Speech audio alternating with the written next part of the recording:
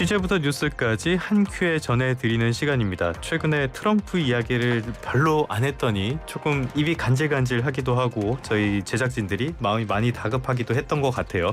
그래서 오늘은 트럼프 이야기로 준비를 했습니다. 취재 수첩 생생타임즈고요. 오늘은 이데일리의 김정남 기자 스튜디오에 모셨습니다. 기자님 어서 오세요. 네, 안녕하세요. 트럼프 이분 어떻게 해야 됩니까? 정말 좀 난감한 상황인 것 같은데 그 얼마 전에 이제 최태원 대한상인회장, 그렇죠. 우리도 SK 이제 회장 대응을 시작했죠. 예. 그래서 이제 민간 경제사절단 이끌고 미국 갔다 와서 이런저런 얘기들이 좀 많이 나오는 것 같은데 예. 일단 간단하게 팩트만 말씀을 드리면은 19일 날 미국으로 떠났는데 그러니까 트럼프 내각에 있는 뭐 고위 인사들을 뭐 어떤 형식으로 언제 어떤 의제를 가지고 만날지에 대해서는 최종 확정이 되지 않았습니다. 아 그래요? 예, 어떤 미팅이든 뭐 행사든 간에 이게 이 완료가 되지 않고 만난다는 건 사실 엄청난 부담이거든요. 아니, 우리 다음에 소주 한 잔해요 이렇게 얘기하는 거랑 비슷한 거잖아요. 그렇죠. 예.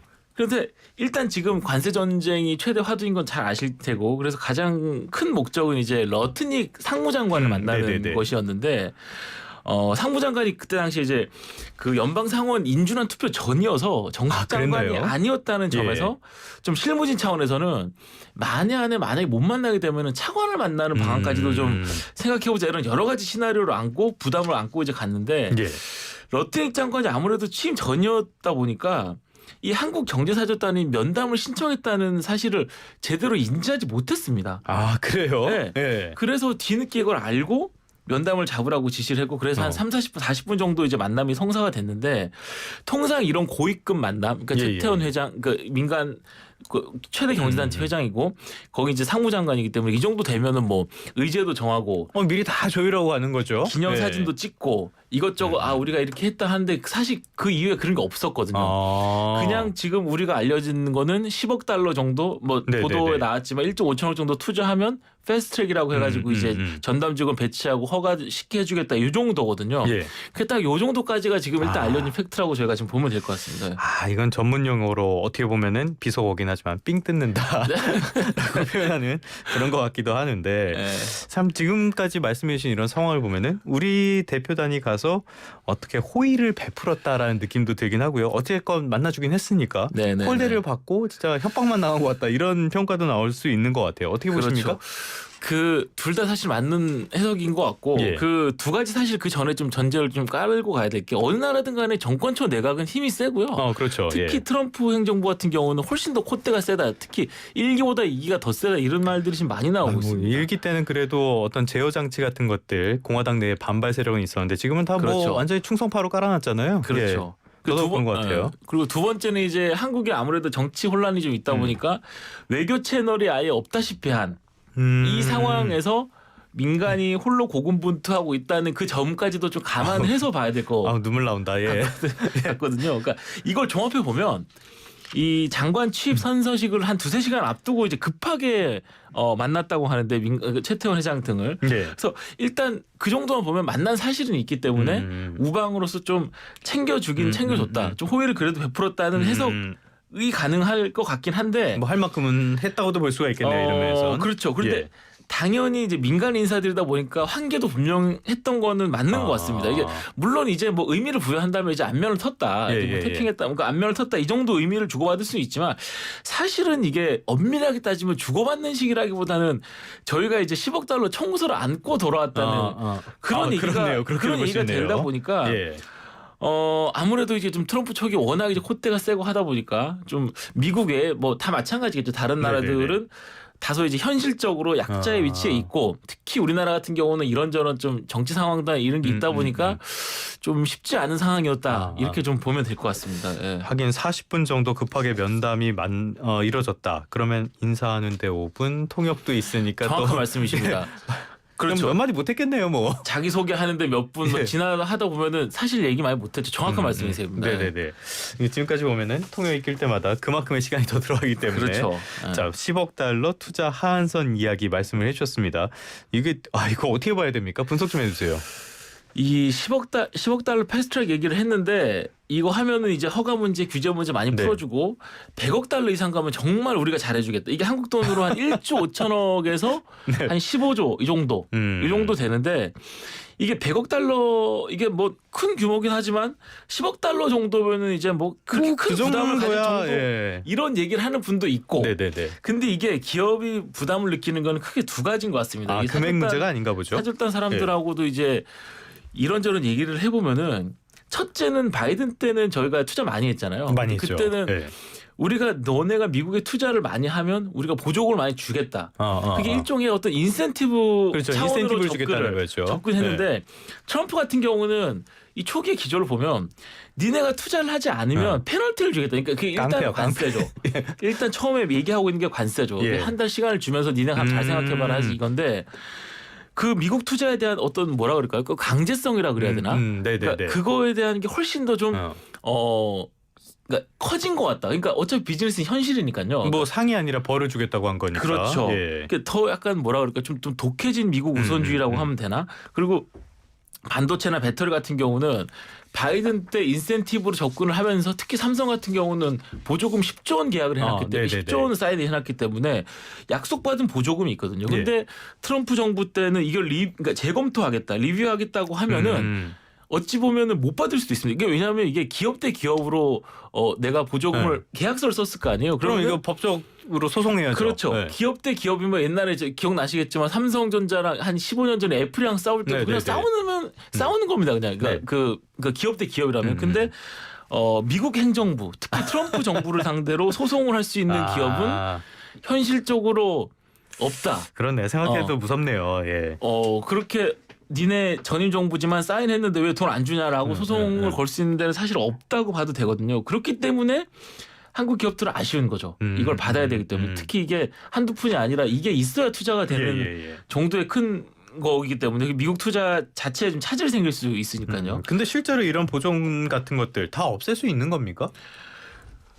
그러니까 트럼프가 한번 하나하나 재검토해보자 이렇게 물론 지금 이 싱크탱크 분들이나 그 워싱턴 근처에 있는 로펌 이런 분들이 얘기를 들어보면은 바이든 정부 때 제정한 반도체법이나 칩스법이나 아니면 이제 인플레이션 감축법 IRA라고 그러죠. 이거를 아예 없애지는 않을 것 같다라는 얘기들이 많은데 그걸 하나하나 보면서 분명히 이거를 이거 줘야 돼라고 하면 못 줄 수도 있는 거죠. 그러면 그냥 안 주는 겁니다. 그거 하나하나 또 불확실성이고 또 가슴 졸이는 일이니까 한국 기업들의 셈법이 한층 복잡해질 수밖에 없는 것 같아요. 네. 이게 그냥 그러니까 좀 약간 아이디어라 이상적으로 생각을 해서 트럼프가 미국 투자 늘리라고 하면 뭐 요즘 미국 경제 좋잖아요. 미국 경제는 다른 나라하고 다르게 좀 좋고 뭐 미국 고객사도 많고 미국에 가면 좀 더 투자하면 되지 않겠냐라고 그냥 이렇게 생각해서 하면은 되는데 그게 현실적으로 쉽지가 않은 게 어떤 면이 있습니까? 미국은 인건비가 비싸거든요. 제가 미국 특파원 근무할 때도 들었지만 미국 남부에 공장들이 많기 때문에 그 미국 남부 공장하고 멕시코하고는 거리가 몇 차이도 안 나는데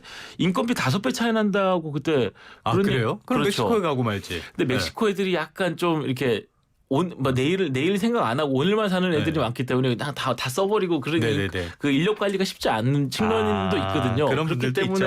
그렇기 때문에 아무래도 미국의 그러니까 그런 다 이게 그 정도 돈값을 하는 그런 게 좀 있는데 그럼에도 불구하고 다소 팬심하다. 미국이나 멕시코만 있는 게 아니라 뭐 동남아도 있고 여러 군데 그 생산 거점을 늘릴 수 있는 곳이 사실 많거든요. 선택지에. 근데 이제 미국 현지 공장을 늘린다는 건 말처럼 그 금액적인 측면에서 쉽지는 않고 특히 뭐 반도체 배터리 핵심 전략 산업 같은 경우는 뭐 가전하고는 좀 다르게 뭐 품질 관리, 수율 확보 이런 등등 측면에서 봤을 때 한국에서 숙련 인력들을 좀 가져야 됩니다. 그냥 마냥 현지 인력을 그냥 채워서 공장 인력을 쓸 수는 없고 근데 미국에서 근무하려면은 비자를 또 받아야 되는데 요것도 지금 좀 만만치 않은 현실적으로 뭐 간밤에는 뭐 투자 이런 거 투자 이민도 안 된다 이런 얘기까지 하니까 투자 영주권 좀 어렵게 하겠다 이렇게 이것도 있던데 이 비자 문제도 사실은 뭐 여기서 길게 말씀드리기는 좀 뭐하지만 간단치 않은 문제입니다. 이것도. 그래서 트럼프 행정부 특히 외국인들한테 더 비자 안 내주는 걸로 알려져 있고 그래서 여러 가지로 봤을 때 이게 좀 쉽지 않은 것 같다. 그런 좀 한국 기업들이 그래서 좀 여러 가지 고민이 좀 많은 것 같습니다. 어떻게 해야 됩니까? 이게 정확한 얘기로는 정말 방법이 많지 않죠. 이게 방법이 많지 않고 일단 정부가 좀 많이 뚫어줘야 되는데 오늘 안덕근 장관 이제 여러 기업들 만난 다음에 미국으로 가는데 거기서 좀 성과를 내줘야 되는 측면이 좀 있고 민간 차원에서는 그렇게 많지는 않은 것 같은데 그래도 가만히 있을 수는 없으니까 예. 어떻게든 간에 어떤 뭐라 그럴까 토킹 포인트 그러니까 미국하고 우리가 이런 걸 하고 있다. 그래서 이걸 하나 걸고 이게 얘기할 수 있는 그 여러 가지 측면들을 만들어야 되는데 지금 일단은 중국 의존도를 좀 한국 기업들이 많이 낮추고 있다는 그런 점을 미리 좀 준비를 하고 있는 것 같습니다. 그래서 제가 이제 특히 반도체를 중심으로 제가 한번 무역협회 자료를 한번 찾아보니까 한국 기업들이 한 지난해 한 전 세계 메모리 반도체 수출이 한 882억 달러 정도 이 정도 됐는데 이 중에서 중국 수출 비중이 한 31.7% 정도 되더라고요. 근데 이게 2022년만 해도 중국의 메모리 반도체를 수출했던 그 비중이 한 45.2%. 그러니까 거의 절반이네요. 예. 많이 줄인 거죠. 네네네. 이게 미중 갈등 플러스 트럼프 집권 플러스 해서 여러 가지 측면을 계산해 봤을 때 이제 한국 기업들이 중국 비중을 서서히 줄이고 있고 요걸 토대로 해서 우리가 미국 너희에 대해서 훨씬 더 우호적이다라는 식으로 좀 가고 있는 것 같고요.